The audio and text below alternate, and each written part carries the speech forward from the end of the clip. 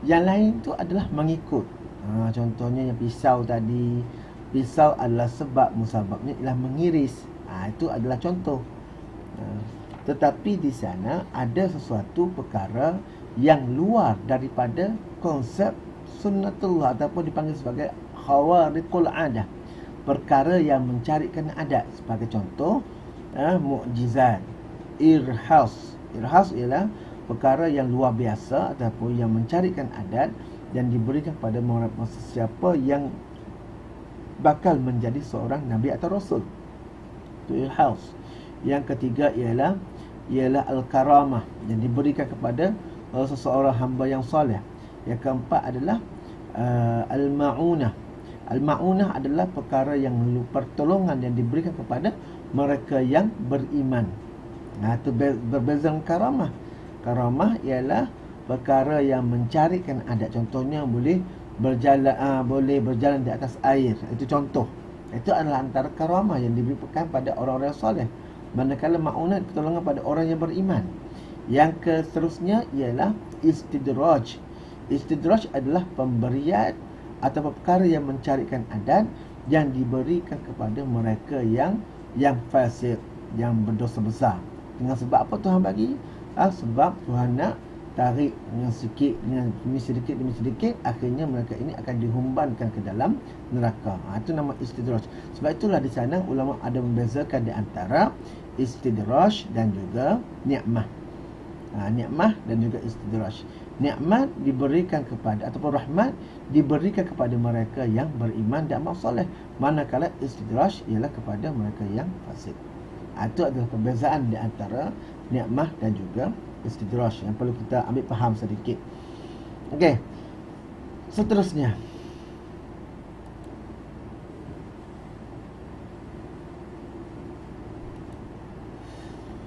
kepentingan mengkaji dan meneliti sejarah umat terdahulu. Apakah yang kita boleh faham daripada konsep sunnatullah? Sunnatullah ini seperti mana ayat yang sebelum ini yang Allah Subhanahu Taala telah berfirman dalam surah Al-Imran, iaitu Tuhan kata qad khalat min qablikum sunanun fasiru fil ardi fanzuru kaifa kana aqibatul mukadzibin. Sungguhnya telah berlaku sebelum kamu sunnah-sunnah, peraturan-peraturan dan ketetapan Allah, maka mengembaralah kamu di muka bumi, kemudian perhatikanlah bagaimana kesudahan golongan-golongan dusta. Ini antara salah satu daripada kefahaman yang perlu kita faham, bahawasanya konsep sunnatullah ini ialah melibatkan kepada peristiwa-peristiwa umat-umat terdahulu. Ini adalah satu perspektif, satu arah mata ataupun satu hala tuju yang perlu kita faham. Ayat ini tentang sunnatullah ini juga berkait tentang umat-umat terdahulu. Mengapa umat terdahulu binasa? Sebab mereka kufur pada Allah. Ini yang panggil sebagai sunnatullah. Kenapa umat dahulu berjaya? Kerana sunnatullah. Sebab itulah kenapa berlakunya kekalahan umat Islam ketika peperangan Uhud, kerana hendak memberi pengajaran kepada umat Islam supaya jangan sekali-kali melanggar ataupun tidak mendengar arahan daripada pemimpin. Ketika mana Rasulullah SAW mengarahkan umat Islam, jangan turun daripada tempat kamu, tetapi kerana kamu melihat di sana kamu seakan berjaya, maka kamu meninggal ke tempat kamu, akhirnya kamu telah tertewas. Dan akhirnya Rasulullah SAW juga telah mendapat luka dalam peperangan tersebut. Jadi dalam peperangan lain, maka umat Islam akan membuat satu muhasabah, refleksi, maka mereka semua telah mengalami ataupun mendapat kejayaan dan demi kejayaan dalam peperangan seterusnya. Inilah konsep sunnatullah. Kamu ikut, maka kamu jaya. Kamu tak ikut, kamu mungkin akan gagal.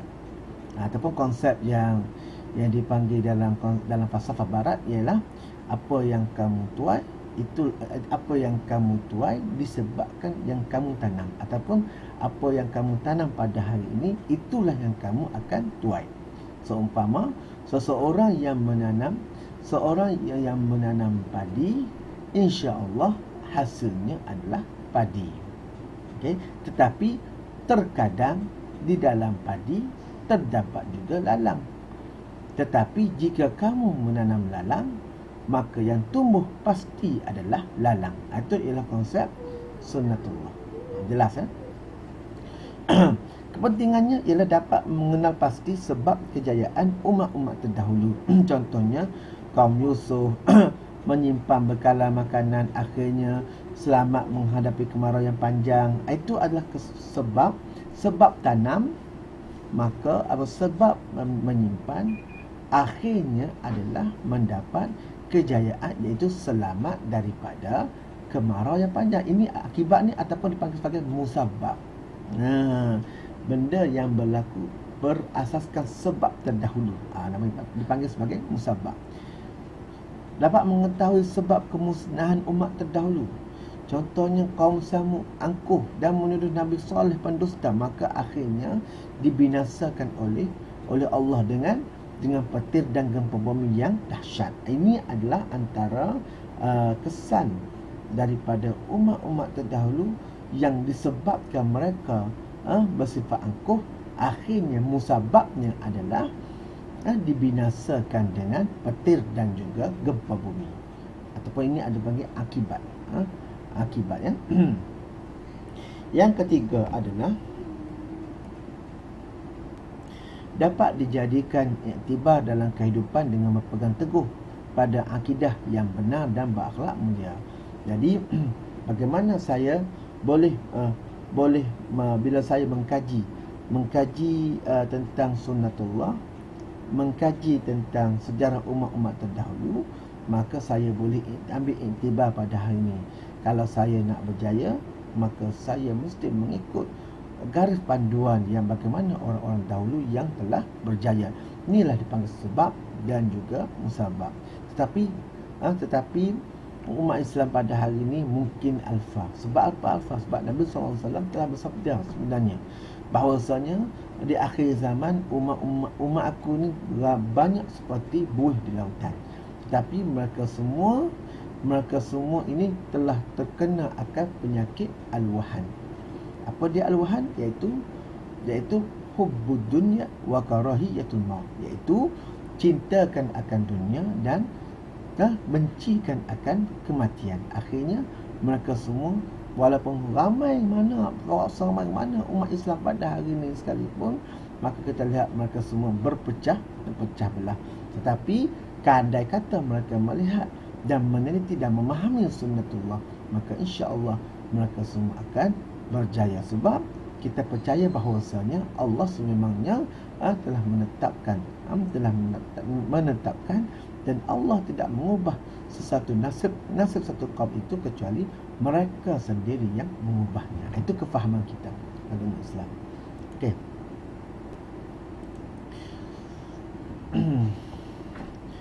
Kesan daripada kita memahami sunnatullah, pertama meyakini setiap yang berlaku dalam kehidupan mengikut ketetapan dan kehendak Allah yang maha bijaksana. Ini daripada dalil ataupun kita buat satu istinbat atau kefahaman daripada ayat.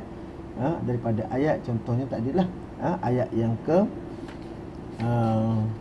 137 daripada surah Ali Imran.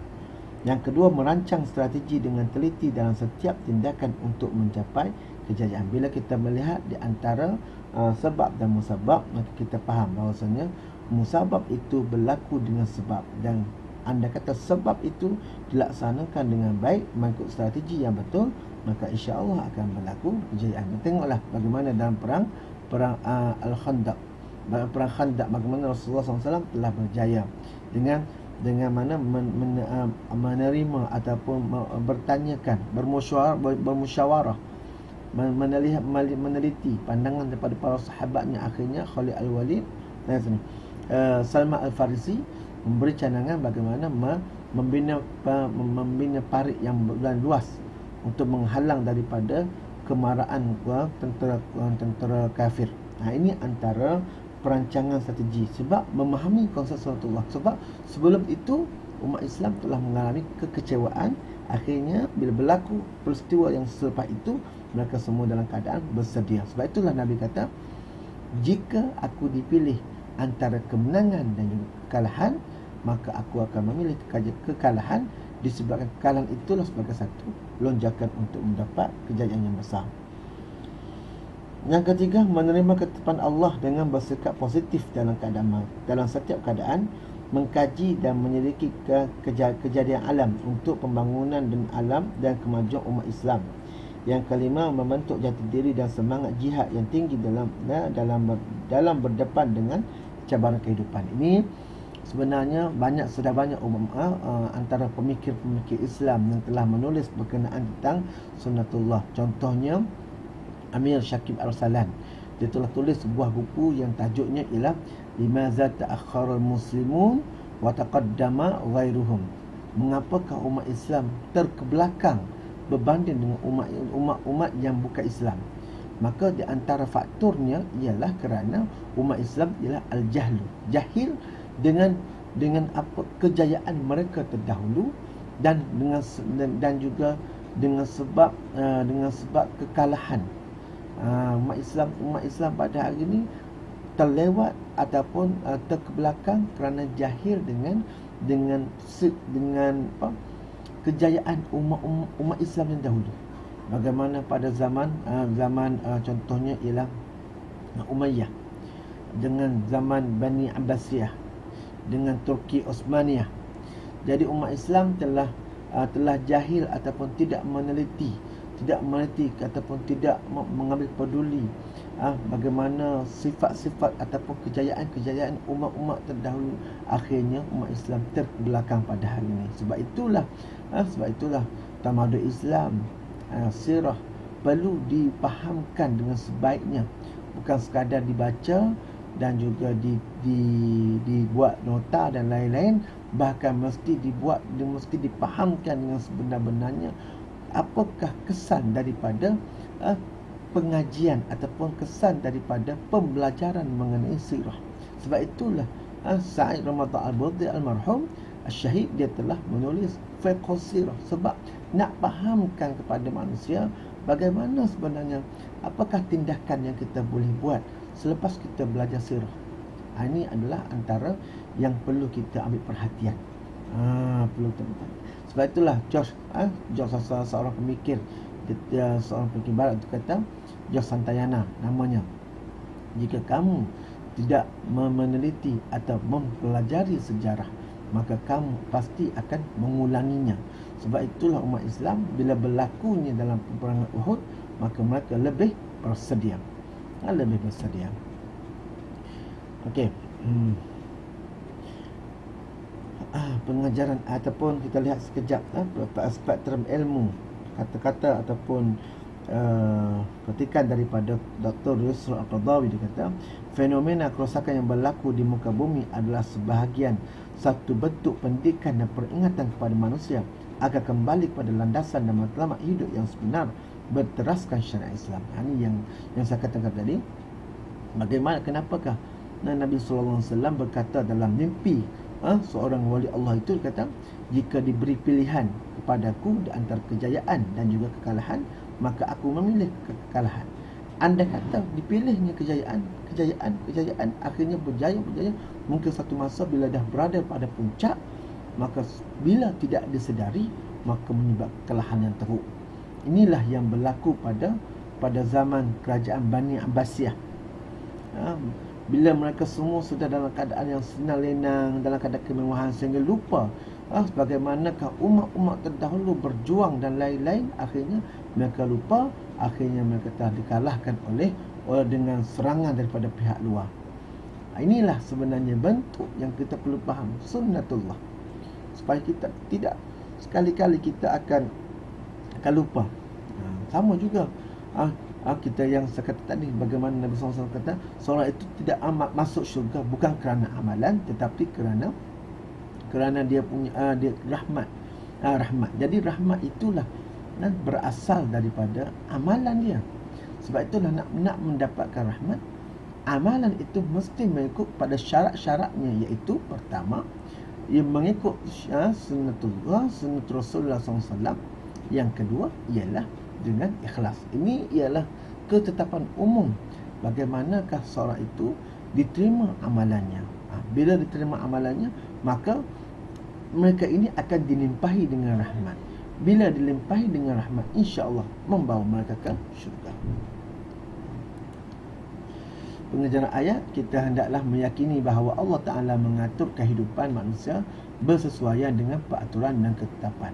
Jadi sebab Allah Ta'ala yang menjadikan manusia, jadi Allah Ta'ala tahu apakah keperluan kepada manusia. Sebab itu Allah Subhanahu Wa Ta'ala berfirman, Bismillahirrahmanirrahim, Alhamdulillahirabbil alamin.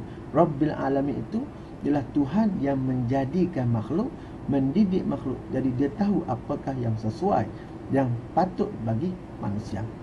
Yang kedua, kita hendaklah menjadi pengembara di muka bumi supaya dapat mengetahui dan menyelidiki sunnatullah. Ini bertepatan dengan apa yang telah dikatakan oleh Imam Syafi'i rahimahullah ta'ala. Maka dikata, berjalanlah, bermusafirlah, seumpama jika kamu tidak bermusafir, maka kamu seumpama air yang bertakung. Tetapi kalau kita bermusafir, air itu berlalu, air itu berlari, maka menyebabkan air itu tidak menjadi busuk, tidak berbau yang tidak menyenangkan.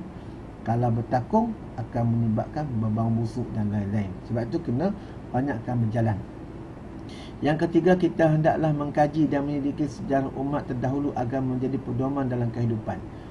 Yang keempat ialah kita hendaklah meyakini bahawa Al-Quran ialah petunjuk ke arah kebenaran bagi orang yang beriman bertakwa. Dalilnya surah Al-Baqarah ayat yang kedua ataupun yang kedua. Alif Lam Mim, zalikal kitabu la raiba fihi hudan lil muttaqin. Jelas.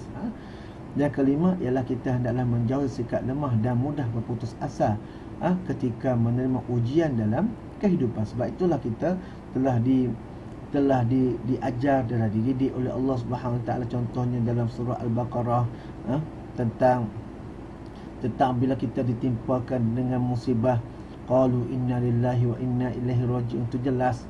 Tambah lagi dengan ayat ini, wala tahinu wala tahzanu wa antumul a'law in kuntum ta'lamun. Bagaimana Allah didik manusia supaya faham, walaupun kamu kalah, in kuntum mu'minin, in kuntum mu'minin, walaupun kamu kalah sekalipun, kamu tetap ialah bangsa terbaik. Sebab itulah Nabi memilih kekalahan kerana memberikan didikan kepada para sahabat dan juga sebagai pedoman kepada kita. Tapi bukan kita kata kita nak jadi seorang kalah, bukan. Konsep sunnatullah ni bukan kita nak jadi orang kalah, tetapi kita mesti mengambil strategi, mengambil sikap proaktif dan juga mengambil sikap sentiasa merangka strategi untuk menjadi umat yang terbaik. Itu sebenarnya sunnatullah. Bukan kata tak apalah, biarkan apa saja. Nanti apa berlaku, kerosakan pada diri kita sendiri. Tengok apa yang berlaku pada umat-umat terdahulu, contohnya Bani Abbasiyah, diserang oleh golongan luar, sehingga sungai menjadi sungai darah ketika itu. Yang keenam ialah kita hendaklah menjaga keimanan kita agar boleh beroleh kedudukan yang tinggi di sisi Allah. Ini yang saya terangkan dalam hadis tadi. Sungguh seorang itu tidak masuk syurga dengan disebabkan oleh amalan mereka, tetapi dengan rahmat. Tetapi rahmat itu diperolehi dengan melakukan amalan yang soleh dan insya-Allah dan juga dengan ikhlas, akhirnya membawa mereka kepada syurga Allah Subhanahu Wa Taala. Jadi cukuplah dulu untuk malam ini. Alhamdulillah kita telah menghabiskan tajuk yang kelima. Mudah-mudahan penerangan ringkas ini dapatlah sedikit sebanyak membuka minda kita bagaimana hendak memahami tajuk yang kelima, iaitu tentang sunnatullah. Jadi kalau masa lagi tidak jelas, boleh lihat kepada Dewan Tamadun Islam bulan yang ke-7, tajuknya ialah Bala atau Sunnatullah. Cukup dulu. Assalamualaikum warahmatullahi wabarakatuh.